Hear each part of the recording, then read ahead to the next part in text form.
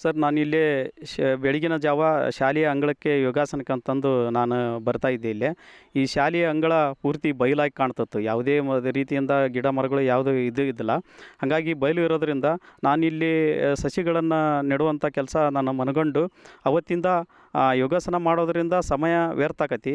ಈ ಗುಂಡಿಯನ್ನು ತೆಗೆದು ಸಸಿ ನೆಡೋದ್ರಿಂದ ನನಗೆ ಶ್ರಮನೂ ಆಕತಿ, ಅದರಿಂದ ಯೋಗಾಸನನೂ ಆಕತಿ, ಪರಿಸರಕ್ಕೆ ಒಂದು ಒಳ್ಳೆಯ ಕೆಲಸನೂ ಆಕತಿ ಅಂತಂದು ಮನಗಂಡು ನಾನು ಅವತ್ತಿಂದ ಸಸಿ ನೆಡ್ತಕ್ಕಂಥ ಕೆಲಸ ಮಾಡ್ತಾಯಿದ್ದೀನಿ.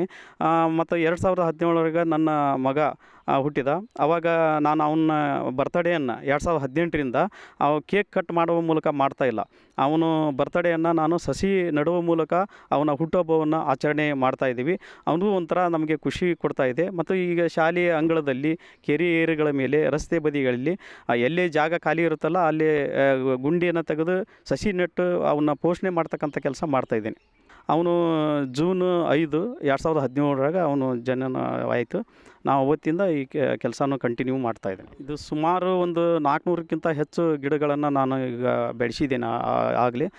ಇಲ್ಲಿ ಕಾಡು ಜಾತಿಯ ಈಗ ಹೆಬ್ಬೇವು, ಸಿಲ್ವರು, ಕಾಡು ಬಾದಾಮಿ, ಇತರೆ ಅನೇಕ ಜಾತಿ ಇದೆ, ಸಾಗವಾನಿ, ಬೀಟಿ, ಇತರೆ ಅನೇಕ ಜಾತಿಯ ಮರಗಳನ್ನು ಸಸಿಗಳನ್ನು ತಂದು ಬೆಳೆಸ್ತಕ್ಕಂಥ ಕೆಲಸ ಮಾಡ್ತಾರೆ. ಅವ್ರಿಗೆ ಒಂಥರ ಖುಷಿ ಆಕತಿ.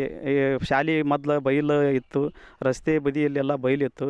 ಈ ಸಸಿಗಳನ್ನು ನೆಟ್ಟುದು ನೆರಳು ಆಗ್ತೈತಲ್ಲ, ಅದು ಒಂಥರ ಒಳ್ಳೆ ಕೆಲಸ ಮಾಡಿದ ಊರಿಗೆ ಅಂತಕ್ಕಂಥ ಭಾವನೆ ವ್ಯಕ್ತಪಡಿಸ್ತಾರೆ ಜನರು. ಅವರು ವಿಶ್ವ ಪರಿಸರ ದಿನಾಚರಣೆ ದಿನ ಅವರ ಮಗನ ಹುಟ್ಟುಹಬ್ಬ ಇರ್ತೈತಿ. ಅಂದರೆ 2016ರಿಂದ ಅವರು ಇದೇ ಕೆಲಸ ಮಾಡ್ತಾಯಿದ್ರು. ಸಸಿಗಳನ್ನ ನೆಡೋದು, ಅವು ಸಸಿಗಳನ್ನು ಬೆಳೆಸೋದು, ಬೆಳಗ್ಗೆ ಎದ್ದ ತಕ್ಷಣ ಅವಕ್ಕೆ ನೀರು ಹಾಕೋದು, ಅದೇ ಮಾಡ್ತಾಯಿದ್ರು.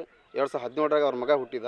ವಿಶ್ವ ಪರಿಸರ ದಿನಾಚರಣೆ ದಿನ ಅವ್ರ ಮಗ ಹುಟ್ಟಿದಕ್ಕೆ ಅದೇ ಕೆಲಸನ ಕಂಟಿನ್ಯೂ ಮಾಡ್ಕೊಂಡು ಇವಾಗಾದರೂ ಈಗ ಸಣ್ಣ ಸಸಿಯಿಂದ ಹಿಡಿದು ದೊಡ್ಡ ಮರ ಆಗೋವರೆಗೂ ಅವ್ರು ಆ ಕೆಲಸನ ಮುಂದುವರ್ಸ್ಕೊಂಡು ಬಂದರು.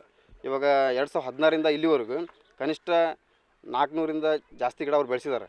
ಬೆಳೆಸೋದಂದ್ರೆ ಸಸಿಗಳನ್ನು ತಂದು ಅವನ್ನ ಬೆಳಗ್ಗೆ ನೀರು ಹಾಕೋದು, ಅವ್ನು ಮತ್ತೆ ದೊಡ್ಡದಾಗೋದು, ಅಲ್ಲಿವರೆಗೂ ಬೇಲಿ ಕಟ್ಟೋದಾಗಲಿ, ಯಾವುದೇ ರೀತಿ ಪ್ರಾಣಿ ಮುಟ್ಟದೇ ಇರ್ತಾವಾಗಲಿ ಅವ್ರು ಸಂರಕ್ಷಣೆ ಮಾಡ್ತಾರೆ. ಮತ್ತು ಯಾವುದೇ ರೀತಿ ಅವ್ರಿಗೆ ಎಕ್ಸೆಪ್ಟೇಷನ್ ಇಲ್ಲ. ಆ ಥರ ಅವ್ರು ಸ್ವಂತ ಅವ್ರು ಇದು ಕೆಲಸ